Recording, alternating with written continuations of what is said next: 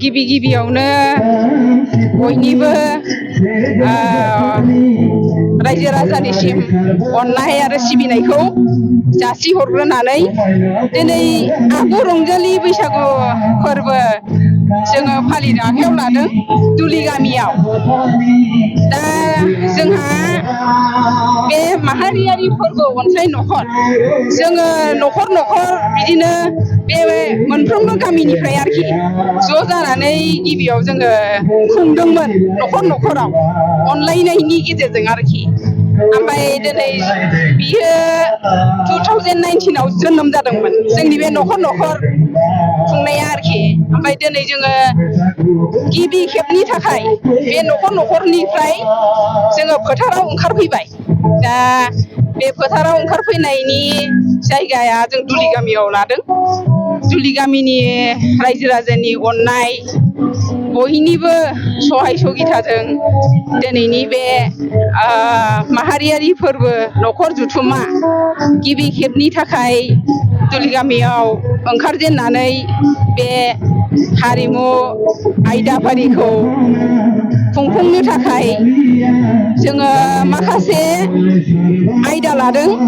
जाय आयदाफोरा हानजा मोसानाय, खुगाजों खननाय, केसेटजों खनखानायखौ मोसानाय, ओमफ्राय दा बिदिनो जोङो गिबि खेबनि थाखाय बे दुलि गामियाव खुंफुंनायाव बयनिबो रायजो राजानि अननायजों नखरनिफ्राय ओंखारनानै दिनै जोङो फोथाराव फैनो हानायखौ जोबोद गोजोननाय मोनदों।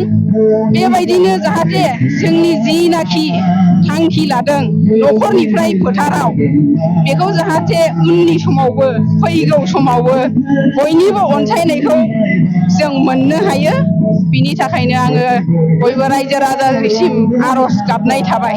फोरबोआव जोंनि एलेखानिनो सिबखाय एलेखानिनो खाथि खाला गामिनि जथ' दङ।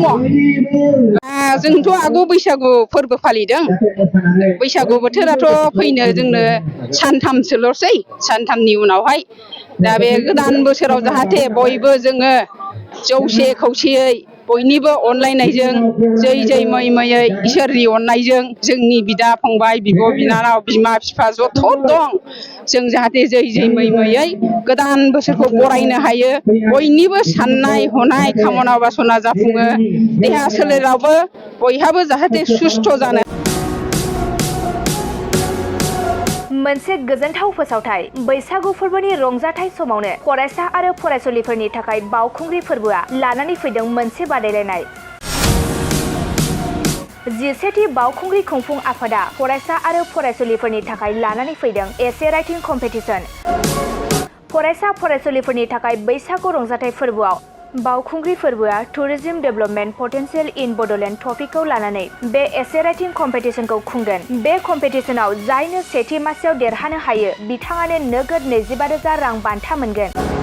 बेफोरबादिनो नैथि मासियाव जायनो देरहानो हायो बिथाङानो नोगोद 15,000 रां बान्था मोननो हागोन आरो थामथि मासियाव जायनो देरहानो हायो बेनो 10,000 रां बान्था मोनगोन।